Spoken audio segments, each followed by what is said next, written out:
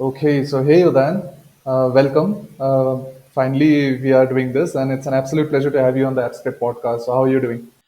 Hey Ashik, it's great to be here. I'm doing well as well, man. I think this year is exciting. We are seeing so many startups do so many different things this year. I'm excited just looking at all the things around revenue-led growth. But in general, super thankful to be here and talk about everything that we've spoken about in backstage. But yeah, let's get this started. Sure, man, sure. So great to have you, and so we'll start off with a lot of things, and we'll discuss about revenue-led growth, as you said. We'll of course talk about GrowthX and all, but before all of that, I would just like to start with a little bit about you. With your background and what sort of journey you have had before GrowthX. So if you can just take us through that part of you. Sure. So I'm a person who was born in Pune. I'm born and brought up in Pune. I started doing my engineering, soon realized that while I knew how to code, engineering is seems like not the most optimal time in terms of ROI for me. So I started my own web development agency. I dropped out of engineering.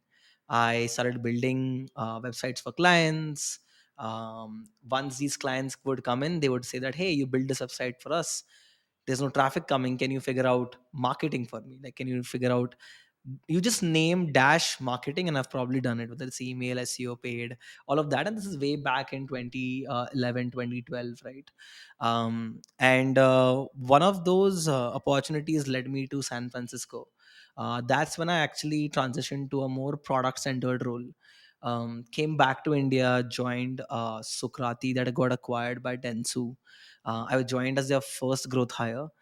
They were basically building an ad tech platform, which is typically powering, at least at that time, it was powering about 20% of all ad spends in Google and Facebook combined in India. Learned a lot of great stuff there. Became more of a product manager rather than a growth marketer. Did that transition there, and luck would have it, I got an opportunity from Razorpay to join as one of the first uh, team members in the platform team. So I joined them in the one of the first product people in the platform team, and then soon realized that the growth team is the perfect fit over here. Around that time, I think I joined them when they were less than 10,000 merchants, and saw an amazing growth trajectory across different industries, not just like your traditional tech startups, but also like mom and pop stores, freelancer payments. Was able to set up the growth team there at Razorpay, and I think the entire market with UPI demonetization and pandemic really led us to grow exponentially. Learned a lot of things of how to scale a B2B company to, let's say, 50 million customers. And around that same time, I was building GrowthX on the side as a community. But yeah, that's a little bit about me, a self-taught uh, developer turned marketer turned product person, and now founder. Great, great. So actually, I've been following GrowthX since way back. So actually, I remember when I first came across, and I also participated in all of your demo days and all of that. So it's really exciting and totally insightful and all of that. So I think when I started following GrowthX, it was back when you were still working with Razorpay, and I remember that point you posted something on LinkedIn or something like that where you were like, now I'm getting full time into it, and it was great. So I've been following GrowthX for a real long time, and it's amazing. The journey has been amazing. So Yeah, it's been a fascinating journey for sure. yeah. So and then finally, how GrowthX happened, and what is it all about? How did you figure out that this is something we can build a business on, or how did that happen? If you can take us through. I'm going to start by saying that in hindsight, everyone seems like a genius. But honestly, I don't think we were so smart as what the story might feel like. But I'll just give you some context. I think, so Abhishek, my co founder, and I started GrowthX. And we started it as a community for like minded growth and product people to come and jam on a Saturday. Just brainstorm on ideas, bring different perspectives to the table, and really solve for your Monday problem, right? We truly believe that if you want to build a community of like-minded people, it just can't be mixers. It has to be at an intellectual stimulation level where I and you are let's say brainstorming, debating, even for 4 5 hours on a Sunday, that's really going to build my connection with you. It doesn't need to be 500 people, it just needs to be 6 people, for example, on a Sunday. And that genesis actually came from me and Abhishek working together in Sukrati. We used to jam all the time about growth problems. And I primarily come from a B2B background. He came from a B2C background. And what we learned is, all the things that you and your competitors are doing in B2B is mostly done and dusted, is copied, or some version of that is copied in terms of strategy. But something parallel in a different industry, let's say B2C, is you can take inspiration from there and apply to your own problem set. It can be just a different perspective as well. And we said, hey, that's amazing, we are jamming this in third wave coffee, and like a typical Bangalore startup. And we said, why not actually go ahead and start a community? Like, it just, if two of us are able to solve like this, more people will be even better. And over time, what we started realizing is, as we started building this community, man, is we built this community of 6 people, turned into 300 people. All of these people would then keep raving about, hey, we love the structure in which these sessions are held, these brainstorming sessions are held. Why don't you launch a small masterclass? We launched a few masterclasses even for a few VC firms, and it was a huge hit. Pandemic hit, and after 2.5 years of building the community, with no plans of monetizing it, Abhishek and I really thought that the community's been asking for a proper course. Pandemic is the right time, probably, let's give it a shot. And we literally just launched a simple message on LinkedIn saying that we're launching this. And if we get 50 seats, we'll do it. And we got sold out in 23 hours, primarily because of the support that we were able to build through the community over the last few years. And yeah, one thing led to the other. Uh, and the tipping point for us for GrowthX primarily was the community. Abhishek and I were always going to do it as a side hustle, but looking at the impact that this was having on people's careers and their outcomes, it was such an emotional journey for us that we said, this is so fulfilling, we definitely want to create this large impact. As you can resonate, right? In general, most people typically will help you get your first job, right? Whether it's your MBA college, whether it's some course.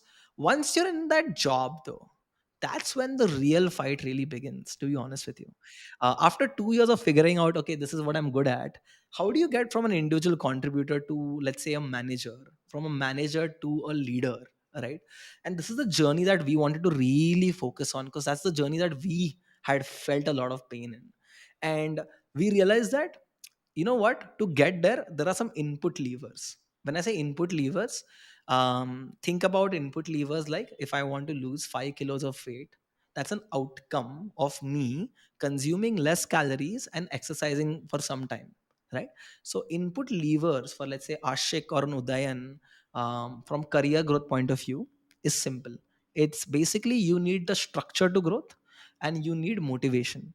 For professionals, you should only solve for this, meaning, hey, Ashik is doing all of these things in his mind today, or Udayan is doing all of these strategies in his mind today. How do I get structure so that optimization is better? So teach them from operators and not professors. Number one. Number two is motivation. Now, motivation is where the biggest challenge is, which is, how do you motivate a professional? So something like a GrowthX, right? Where 40% of our members are MBAs and majority of them are IIMs, for example, right? How do you motivate already an accomplished person to do more?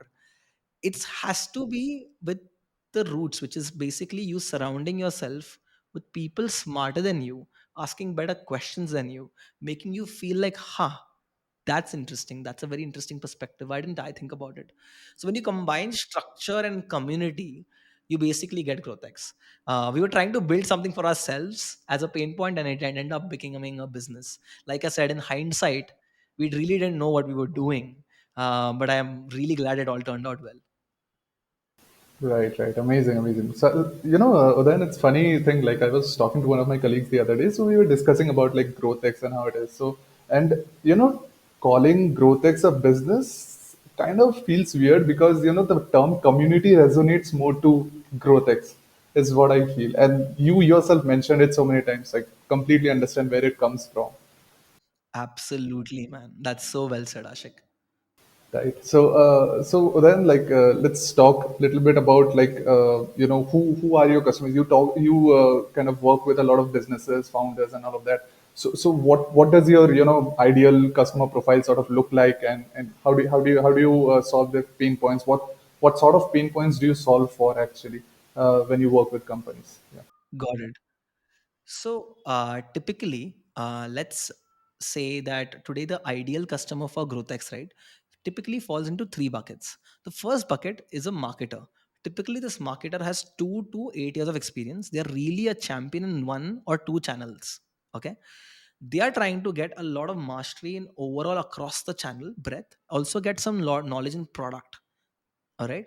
Second ICP is a product manager, typically again median work experience of 6 years. They've been primarily a great product owner, but for them the core lever to career acceleration is driving more business impact. So them understanding the levers for growth and building features that drive growth are super critical. And the third bucket that falls for us are founders.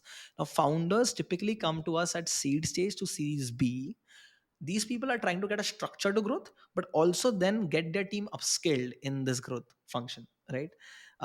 That's the crux of the three ICPs. We also see the last 10%, which is strategy folks, head of chief of staff or a VC, or even head of engineering folks, right, coming to GrowthX and do it.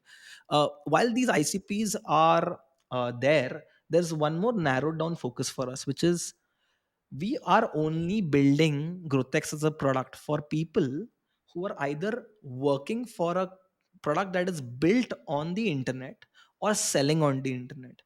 Built on the internet like a Google, selling on the internet like a D2C product, right? You have to fall in these two buckets. This is where our core community's expertise lie, right? Everyone in the community is like that. So if you add someone who's not from that community, the value add is not going to be great, right?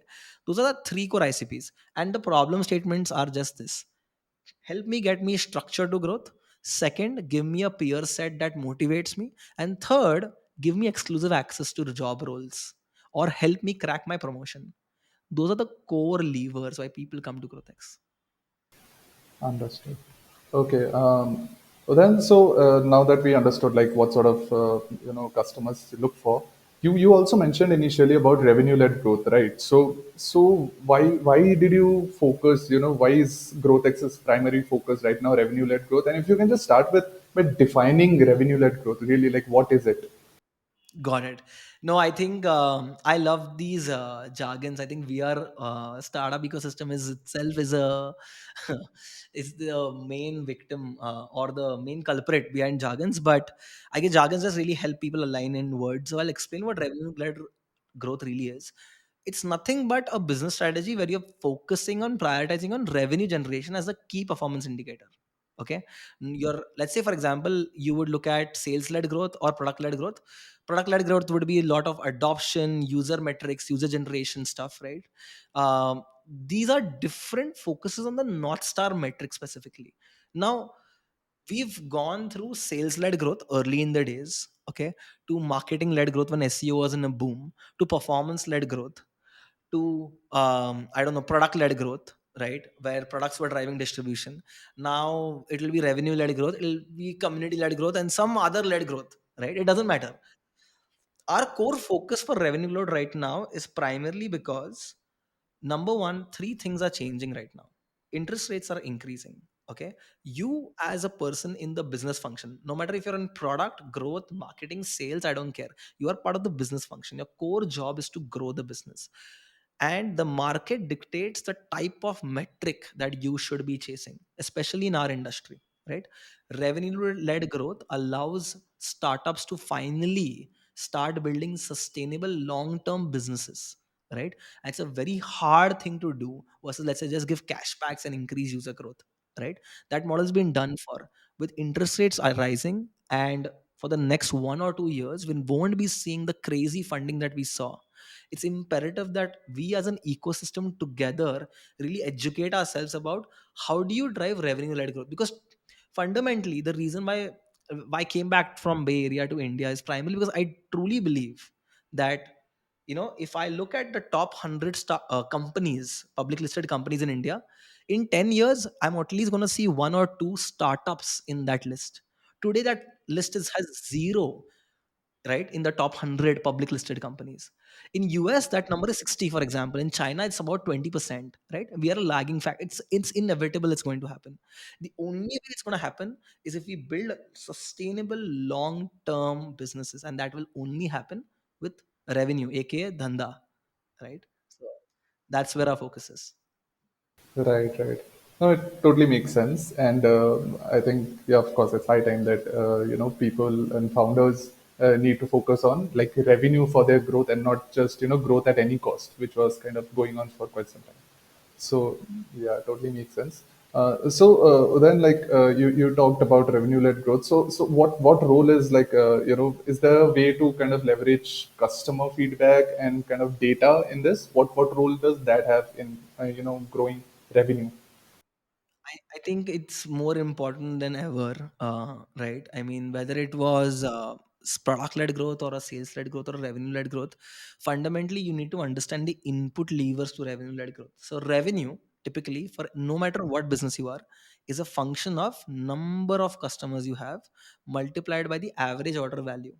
Now, number of customers, if you want to grow, it needs to increase by three core levers: new users, existing, resurrected, right? Average order value is a function of your free to paid conversion, right? Basically, and the price that you're selling at. Now, inside new, you'll have channel split, performance, paid, marketing, etc. In engaged users, you'll have like your current channels or campaigns that are driving that repeat usage. If you think about all the things I spoke about, I can come up with 10 100 different metrics right now to track and focus on, right? It's very important that you do user feedback primarily for prioritization. When you are looking at so many things to do, right? I just probably opened up like 10% of the growth equation right now, right? And I could probably list 100 metrics right now itself. How do you prioritize? Do you like become like that team in Lagan where one ball goes and everyone's running behind it? No, you can't, right? You have to prioritize, and the prioritization happens typically from two core levers. One is understanding qualitatively what users feel and really say about your product. Number two is quantitatively what are they doing on your product. By combining these two, you'll be able to prioritize what lever will have most impact for your revenue. Okay.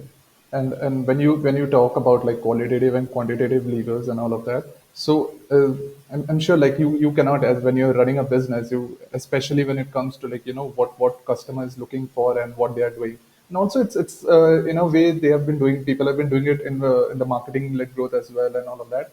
So, what are the sort of tools and resources that you can probably leverage to get those data? Because of course, to measure those metrics, you need to have some sort of tools and resources. Can't be all meeting and talking to each customer. You can't do that. Correct, correct. No, I think so. Number one is I'll give you three stages of people. Number one, if you're just starting out, I highly recommend not using crazy tools. Just use a Google Sheet. It's fine. You first need to understand what to track, how to track, and what it means. You'll probably go through 10, 15 iterations before you really understand these are the metrics that really matter to me. For example, let's say you've hit PMF though.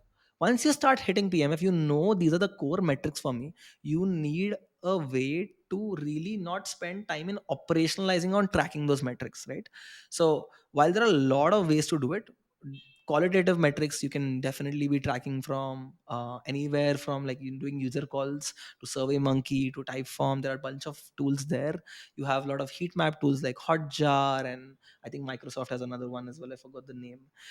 From a data point of view, there is amplitude, there is mix panel, there is a bunch of other tools, right? There are a lot of tools in the market, but I think number one thing to focus on is really understanding that, hey, for me to really grow my business, what are the core important metrics? And that I would recommend start from Google Sheet, especially pre PMF. Once you're PMF, you should start looking at tracking data a lot more efficiently. That's where tools really come into play, right? You can't track thousands of data points in a human manner. And then at mature scaling, you'll probably start having function level tools. For example, you'll use amplitude for product level engagement data, whereas you would use something like a data studio for marketing level, campaign level data analysis, right? So that will probably happen at mature scaling. But yeah, that's I think a short answer. I hope that answers it. Yeah, yeah, absolutely. And also, like as you answered it, I was thinking like because nowadays, especially when growth everywhere you get to hear growth, right? If you're in a startup, especially. So and also, there are a lot of resources really to know about growth. Like people, like literally every other people is talking about growth and putting reels and shorts and all of that. So when someone, especially an early stage founders, probably if when they come across such reels or such shorts or such concepts of growth and all of that, so there's a tendency to kind of develop some sort of misconception myths as well around this, because it's very easy to complicate things when people don't know what it really is, right? So lack of clarity leads to complications. So how do you kind of get rid of those myths and misconceptions? And have you personally met such founders or growth operators who had those myths and misconceptions, and what are those? Cool. I think there are a lot of myths and misconceptions. Number one, the most common myth is that growth is a hack. Growth is a one man person's job that alone will come magically and sprinkle some hacks and it'll drive me growth. Why? Oh, because Hotmail got so many millions of users with that signature of PS sent from Hotmail email, right? Or some random other hack. The thing with hacks is that these are moonshots. They work only once in like a decade. Okay.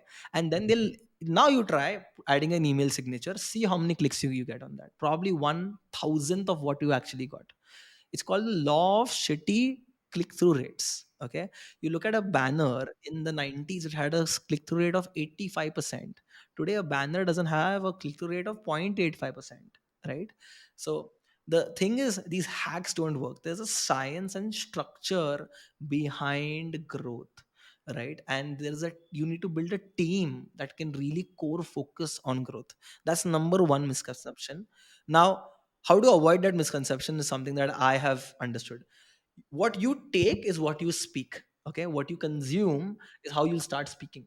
So here's how I do my consumption, because there's so much content.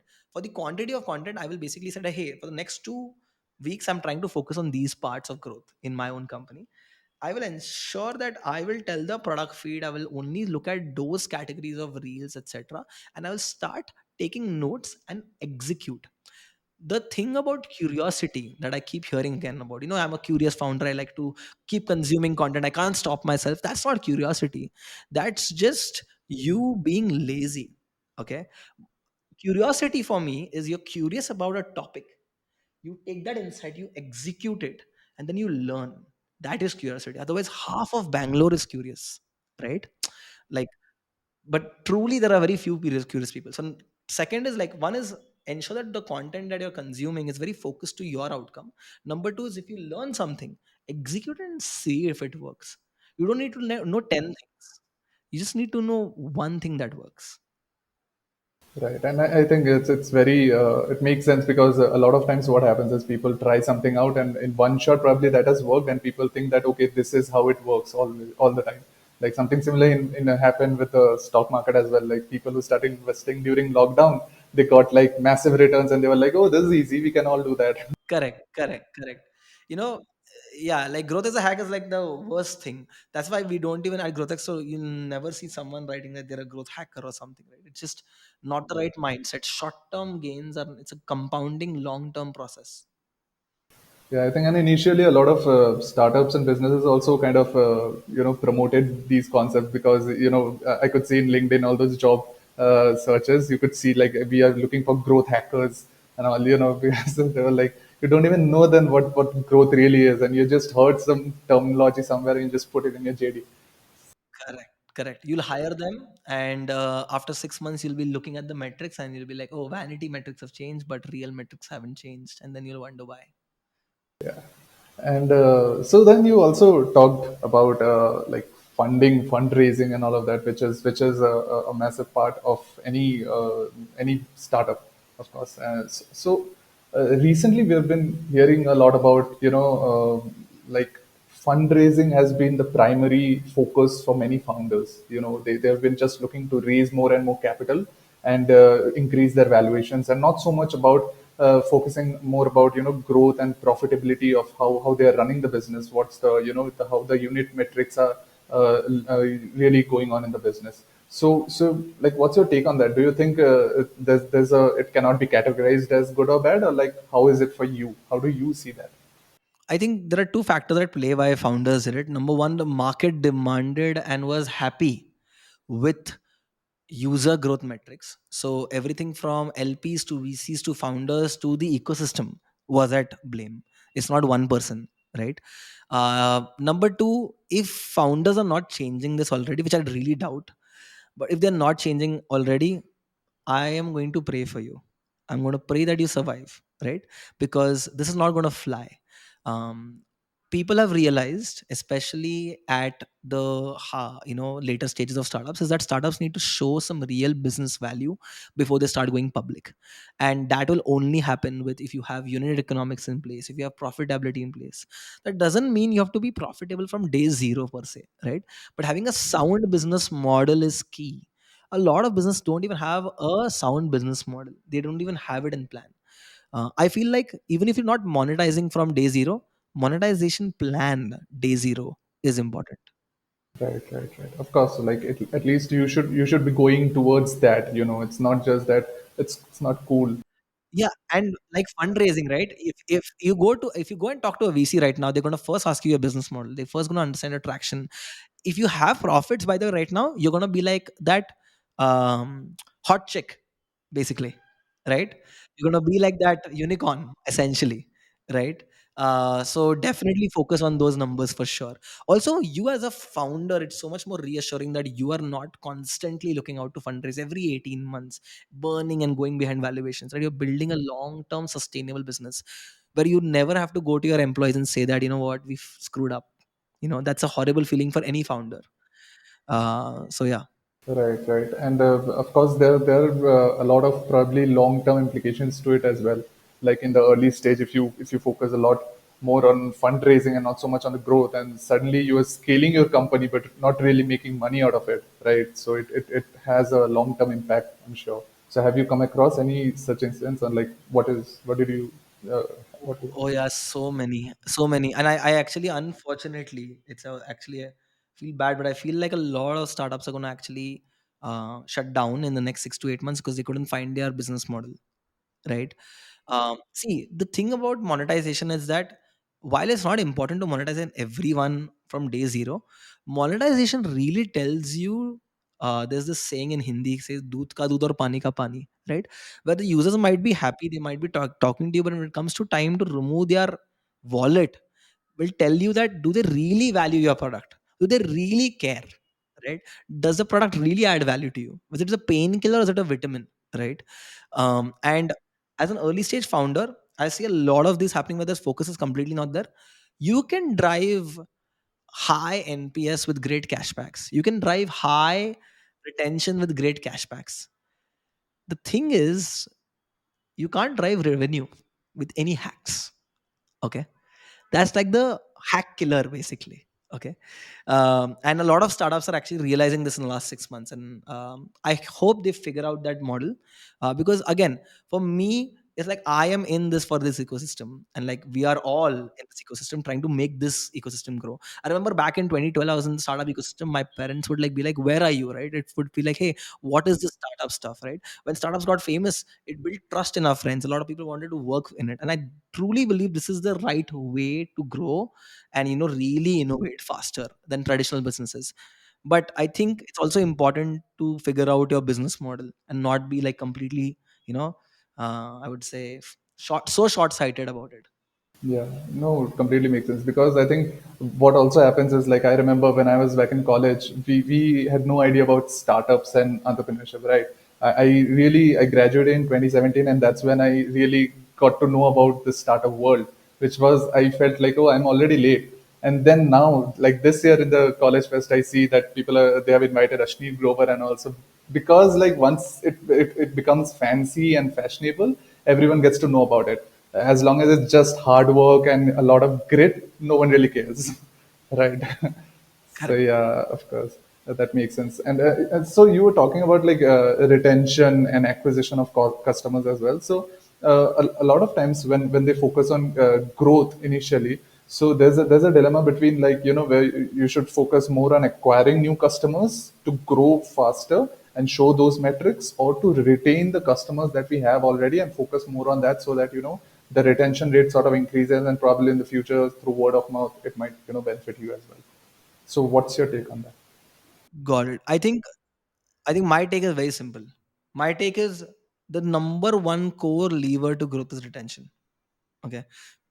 Retention is the truth, the North Star metric in terms of telling you, number one, at early stage, how does a company understand that they have hit product market fit? They understand that by having a flattened retention curve. Now, for folks who are hearing and don't understand what a flattened retention curve is, it just means that today, if you didn't acquire any customers, you're going to keep losing some customers, right? But there'll be a point at which you'll stop losing customers and your customers will stay put.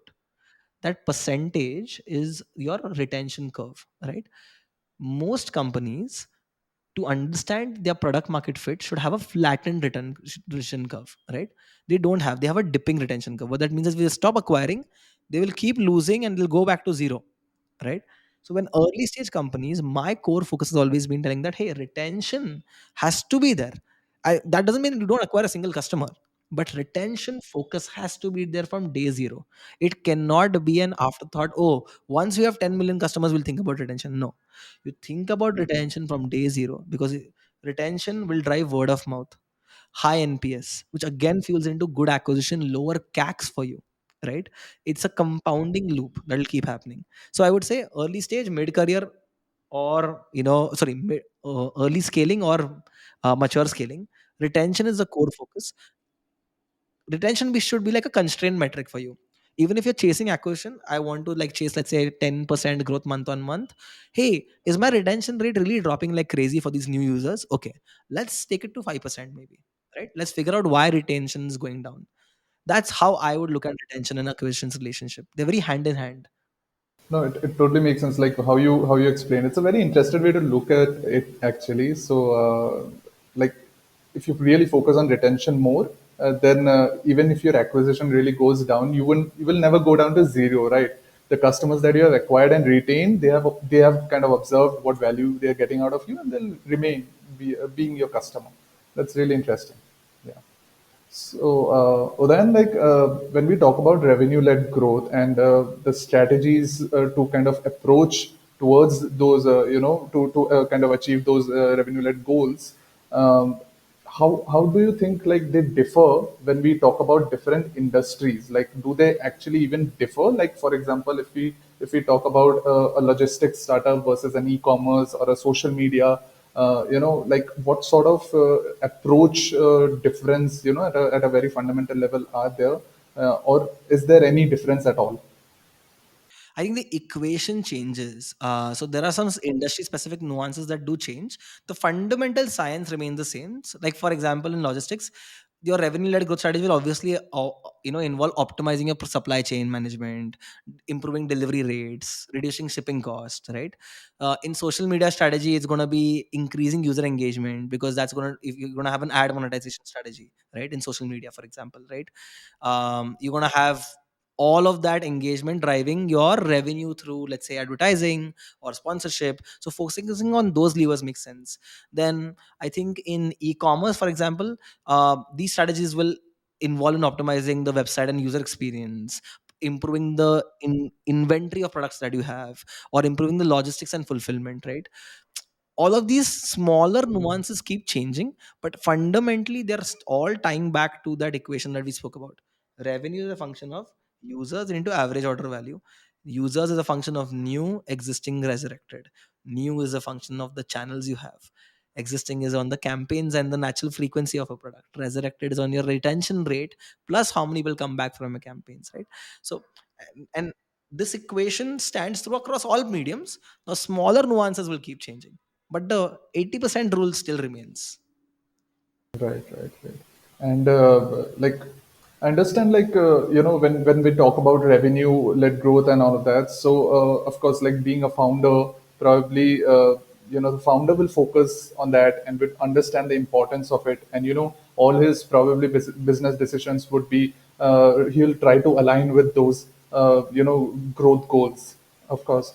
But how do you think, this can be implemented as sort of a culture, like, where not just the founder, but also the other, executive level people, and also the, people who are working in the company should be aligned towards that thought that, okay, we are a company that works towards revenue led growth and not just growth at any cost. And whatever we do, we have to be aligned with that thought. Got it. I'm going to give it two conditions. One is the founder is aligned on revenue. This is a much easier position to be in, because no matter how much we deny it, a lot of North Star metrics are top down, right?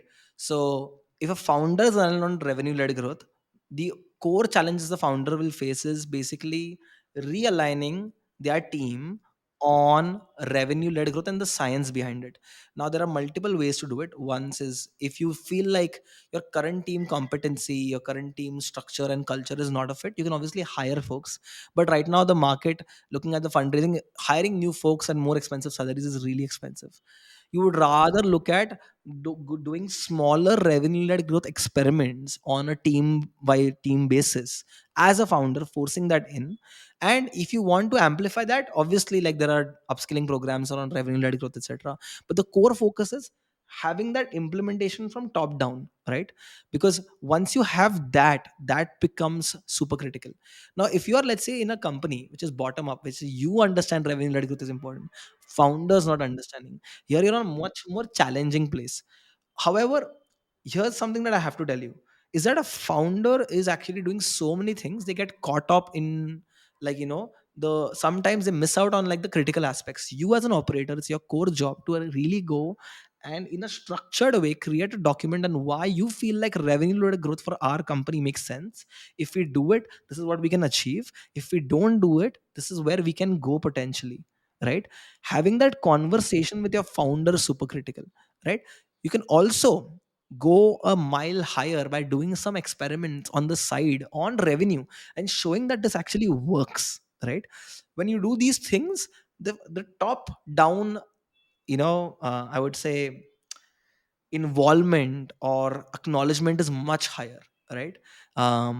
See, again, upskilling, doing courses, etc., is part of the parcel, but it should start from you and your focus that, hey, this is prioritized for us, and then going ahead and then evaluating what's the right upskilling program for you, or you want to hire new people for them. Right. And then, since you mentioned, so for example, say like a company is really looking to grow fast, the revenue and all of that. So ideally, what would be a better way to, go about it? Hire, skilled professionals who can really drive that growth faster. But then again, there's a cost to company which, goes even before you get that revenue, right? You can see that metrics. But or the other way is like how you mentioned, like upskilling the current employees and kind of help them do that. Correct. Hiring new employees is extremely hard right now in current market with so many layoffs happening. People are trying to optimize, to be honest with you. And if you look at the cost for hiring versus, let's say, cost for upskilling, the cost for upskilling is going to always come out as a key winner. The only caveat being that typically most people who are led to do courses that are sponsored by their company never completed. This is a fact. All right. So you getting people inside a course is not just going to do it. You need to find the right quote unquote courses. For example, at GrowthX, one of the things that we keep recommending founders is that you only pay 50% of the reimbursement if you are sending someone for upskilling. The rest 50% should only come if they perform really well in the entire experience, right? So that they have skin in the game, right? And you'll also understand if the employees really wants to do it or not, right?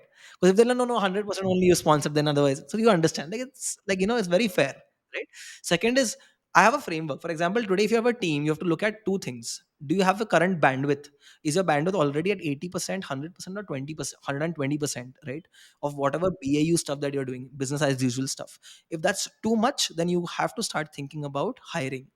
Second is competence. If today the competence in your team is lacking, upskilling is the way to go for sure, right? Other factors I can also look at is, hey, today, once you start doing these things, let's say if you do hiring or if you do upskilling, how fast can that feedback loop come in. Let's say you hire a new employee, it takes them 3 months, for example, to just settle in. With upskilling, they're already settled in. So the growth rate or their impact on just driving GTMs faster with better efficiency is far higher, right? So again, it depends on which bucket you are in. Right, right. So also, like I've seen this, right? Because I've participated in a lot of GrowthX demo days. So I've seen, like, compared to other, there are many platforms nowadays which, give you like growth marketing courses, and, different sort of terminologies are there.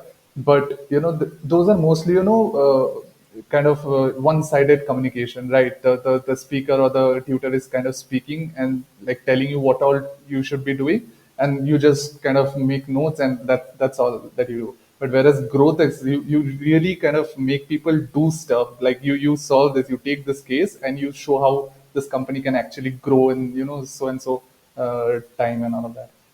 Absolutely. Ashik, we are actually like people who are self taught. Abhishek and I both are not coming from a B school background. We've learned everything on the job. We are self taught. We are actually goal first, structured approach. Whatever comes from that is a framework. That's fine. But we are not, like a McKinsey company that, hey, you should follow these steps only. No, execute. Here are the ingredients. Maybe you can come up with a newer framework for yourself, right? And that's absolutely key when it comes to real world impact. Of course. So yeah, and then, like, when we talk about like growth strategies and revenue, they're always, like, especially because of social media and even, different growth folks and all of that, you get to hear about a lot of, trends and, changes that are happening. The market gets very dynamic, right? So something that I've been doing now, probably if I talk to a friend of mine, would be like, hey, this is now outdated, you should be doing this instead.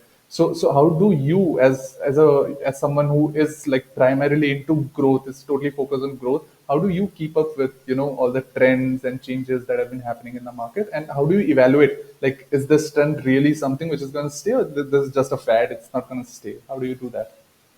I think that's a very interesting question. I don't know if this is applicable for everyone, but the way I have realized to understand trends is more than articles, blogs, etc. It's actually, while they are great and helpful, absolutely, but I think they are only half the side of the coin. The other half of the coin is by talking to interesting people, a lot of people. For example, I think even today I speak to at least 8 new people in the ecosystem every single week. That's something that I've been doing since the last 3 years, and it's compounded. Just I think I've spoken to at least 1,000 people now, right? Just random serendipitous conversations, right? And what ends up happening is you start understanding patterns, right? And then whatever you read in blogs, etc., some of them you might understand that they are faff, because when you talk to users on a qualitative basis, you understand the cracks behind it. Sometimes those trends actually hold true, right? So for me, that's the reason. Like, just surrounding myself with the right peer set and keep talking to people is core. Another layer of understanding if this is a faf or a trend line is just to understand that, hey, in the long term, in the next 3 to 5 years, is this a sustainable trend? If it's sustainable, it will last. If it's not sustainable, it will not last, right? I think that's one of my core things that I keep asking. Value part is obviously there. Does a trend really add value or differentiated value? But is it sustainable? Is it scalable? Right? Yeah. Right. So basically, like, what I understood is, like, to kind of evaluate them or to understand what trend really matters, you have to be a little more closer to the market and not just, understand everything through some other channel, like through some, short video, through some blogs. You should also be in the market and really, get first hand experience of like what's really going on.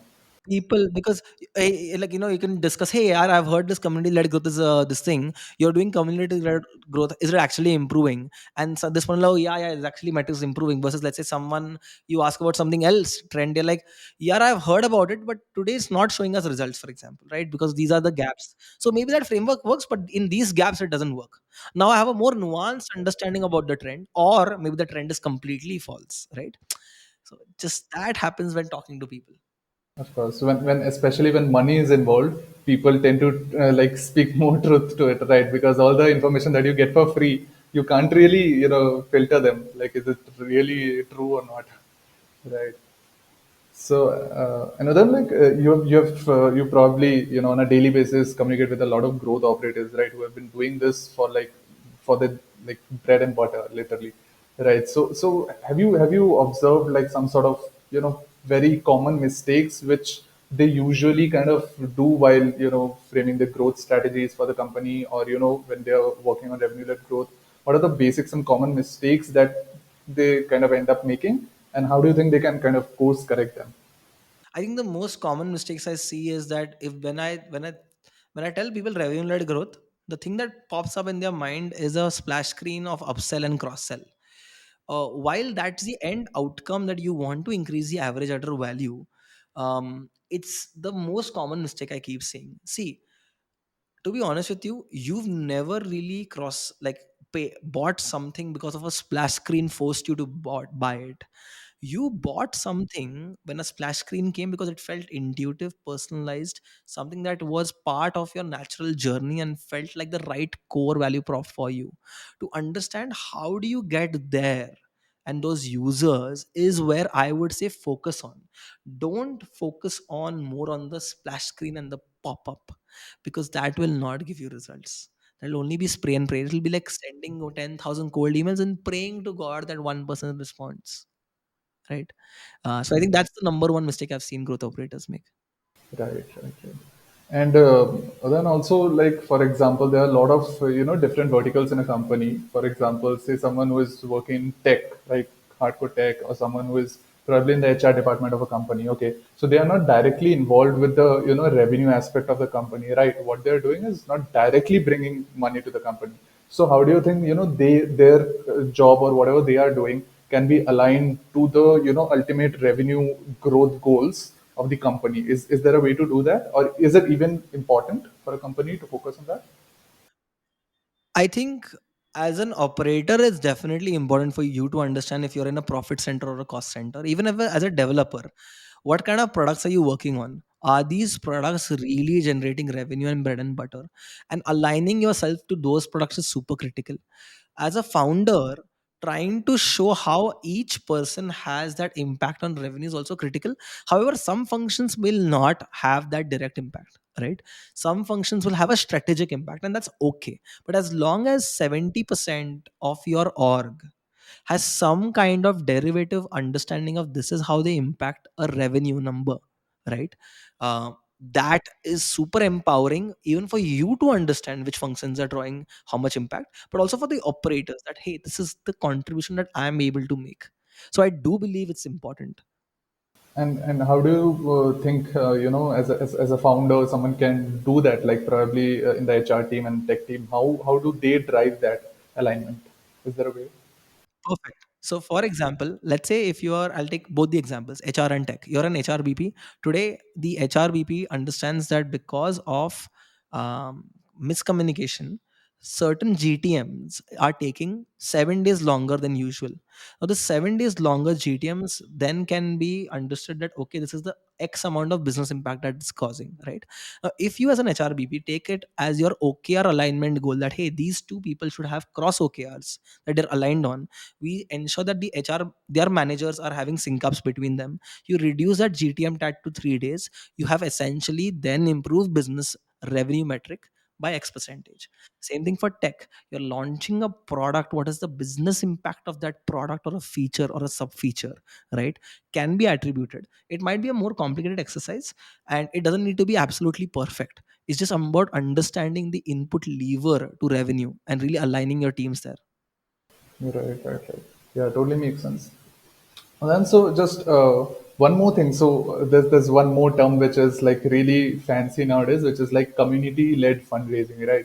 Which is again a kind of a sort of a debate between like traditional fundraisings are better or community. So what's your take on that, and what do you think are the advantages or disadvantages? And if you can just also briefly explain. I'm probably very biased when it comes to community-led race. I'm very, very biased probably because, as you know, we did the largest ever community round in the world, and about 2 years back. I think I'll tell you some of the pros, right, of community-led fundraise. Number one is when your own customers are investing in your product. That's not just a strong signal to everyone else, not just like a competitor or whoever, but it's a strong signal to you as a founder that you're truly building something that is impactful. Number two, you have a lot more responsibility to stay true to their money.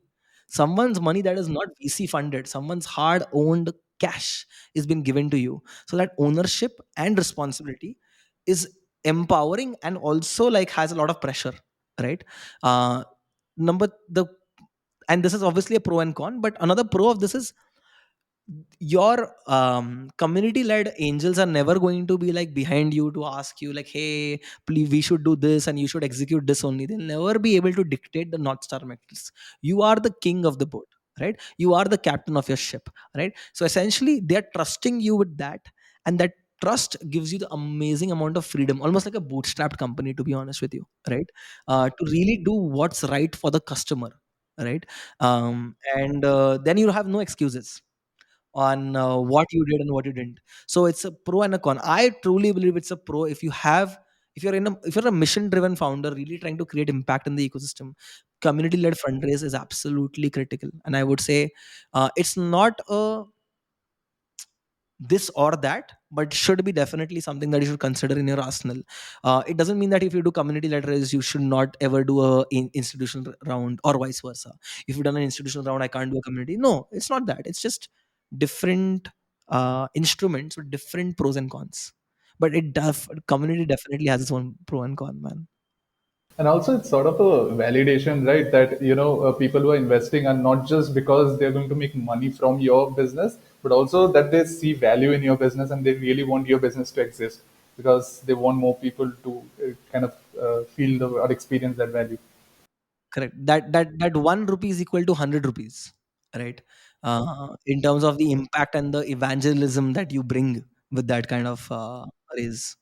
Absolutely. So then we are almost at the end of our podcast. So if you can just would like to end it with something like if you can just final some advice for someone who is looking to drive revenue led growth for a company, be it a founder or a growth operator at some level. So what would be your like 1 minute sort of advice that these are the basic things that you can do and you'll be fine.